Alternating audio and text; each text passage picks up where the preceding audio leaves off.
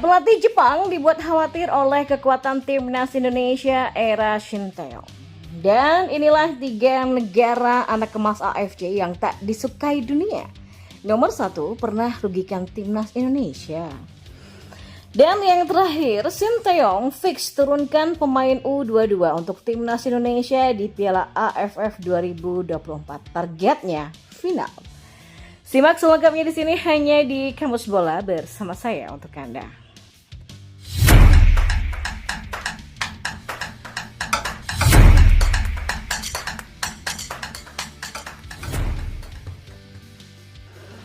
Mantan pelatih timnas Jepang Takeshi Okada dibuat khawatir oleh timnas Indonesia yang semakin kuat di bawah asuhan Shin Tae-yong.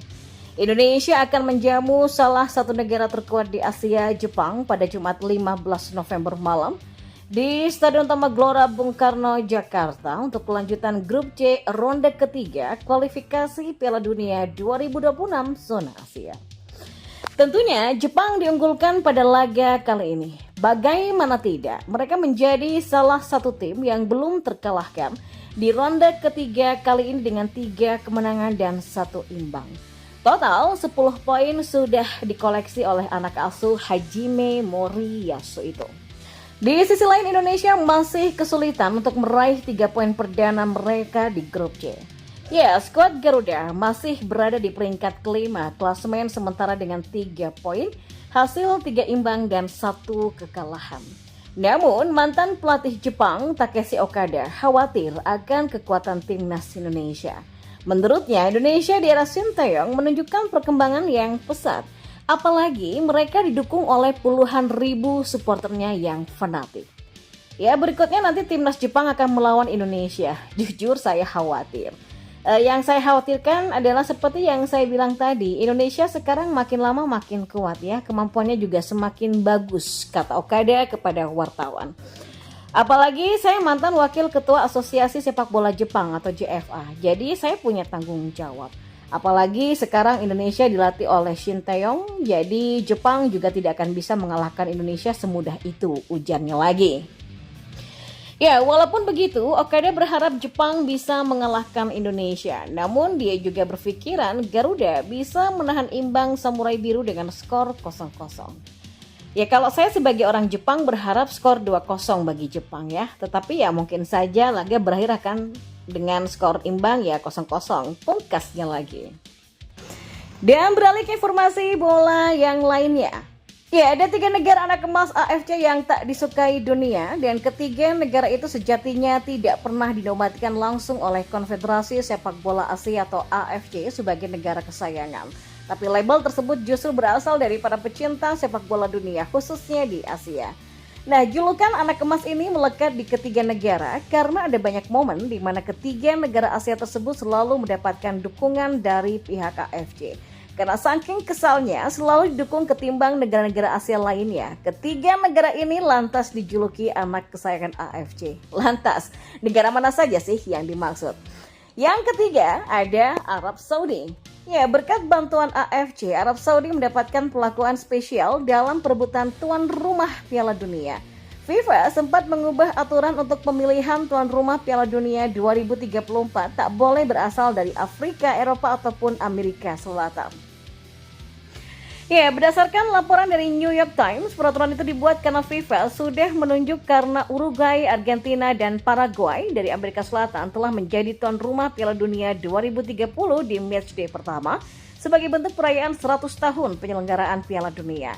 Begitu juga dengan Eropa dan Afrika yang juga tak bisa maju bidding Piala Dunia 2034 karena matchday kedua sampai final Piala Dunia 2030 digelar di Spanyol yang merupakan di Eropa, Portugal Eropa, dan Maroko Afrika. Keputusan itu membuat calon tuan rumah Piala Dunia 2034 hanya mungkin berasal dari Asia dan Oseania. Kejanggalan kedua, FIFA hanya memberikan waktu 25 hari bagi negara-negara Asia Oseania yang berminat mengajukan diri menjadi tuan rumah Piala Dunia 2034. Berhubung secara infrastruktur Arab Saudi yang paling siap, mereka langsung mengajukan diri. Alhasil pada 31 Oktober 2023, Gianni Infantino memutuskan Arab Saudi sebagai tuan rumah Piala Dunia 2034. Yang kedua ada Qatar. Ya, AFC kerap tidak menghukum Qatar meski negara ini beberapa kali terlihat melakukan pelanggaran. Salah satunya seperti yang terjadi di final Piala Asia 2023, di mana wasit Manning asal China dengan gampang memberikan 3 penalti kepada Qatar yang akhirnya menang 3-1 atas Yordania. Dan baru-baru ini pun Qatar juga berulah, tepatnya di babak kedua kualifikasi Piala Dunia 2026 zona Asia. Wasit Kim Woo-sung mensahkan gol penyama kedudukan dengan skor 1-1 Qatar atas India. Kalau melihat tayangan ulang, maka bola sudah lebih dulu meninggalkan lapangan sebelum akhirnya masuk ke gawang India.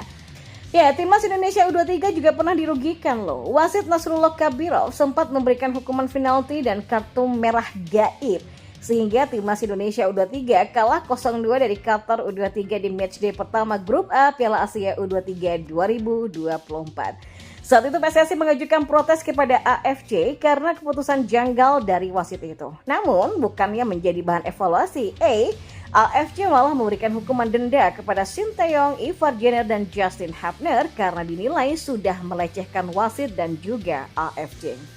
Lalu yang pertama ada Bahrain. Bahrain beberapa kali selamat dari kejadian yang merugikan timnas mereka. Banyak loh yang merasa hal tersebut karena Presiden AFC yang bernama Salman bin Ibrahim Al Khalifa berasal dari Bahrain sendiri. Ya, baru-baru ini AFC pun seakan mendukung Federasi Sepak Bola Bahrain atau BFA seperti soal protes PSSI terkait kepemimpinan wasit Ahmed Alkaf di laga Bahrain versus timnas Indonesia di kualifikasi Piala Dunia 2026 zona Asia. Sayangnya, protes tersebut tidak dipandang serius AFC. Sampai sekarang, belum ada keputusan resmi yang diumumkan oleh AFC. AFC justru menggerak cepat ketika BFA meminta laga timnas Indonesia versus Bahrain dilangsungkan di luar Indonesia. AFC mengaku segera berdiskusi dengan BFA, FIFA, ataupun PSSI untuk memberikan keputusan terkait laga yang seharusnya digelar di Stadion Utama Gelora Bung Karno, Jakarta di tahun 2025 mendatang itu. Dan yang terakhir, pelatih timnas Indonesia Sinteyong memastikan akan memanggil pemain U22 untuk Piala AFF 2024 pada 8 Desember 2024 sampai 5 Januari 2025. Sinteyong baru saja menjadi bintang tamu dalam Trophy Tour Piala AFF yang digelar di FX Sudirman, Jakarta pada Sabtu sore tadi.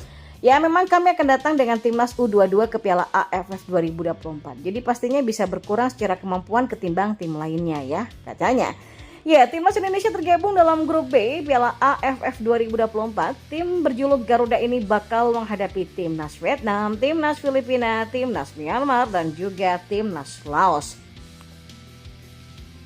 Ya, Piala AFF 2024 yang tidak masuk kalender FIFA membuat Sinteyong lebih memilih untuk memainkan pemain U22 ketimbang pemain senior seperti negara lainnya. Selain itu, pemain U22 timnas Indonesia di Piala AFF 2024 juga diproyeksikan untuk bermain di SEA Games 2025 Thailand pada akhir tahun depan. Maka dengan materi pemain U22, Sinteyong tetap mematok target tinggi bagi timnas Indonesia. Dia ingin membawa Garuda melaju sampai partai puncak final Piala AFF 2024. Ya, tapi kami akan berusaha semaksimal mungkin. Saya berharap timnas Indonesia bisa masuk final Piala AFF 2024. Kemampuan kami segitu pun juga sudah berkembang. Jadi jujur, saya berharap timnas Indonesia bisa sampai ke final nantinya ya. Nah, saat ini fokus Sinteyong masih untuk membawa timnas Indonesia masuk ke 4 besar grup C putaran ketiga kualifikasi Piala Dunia 2026 zona Asia.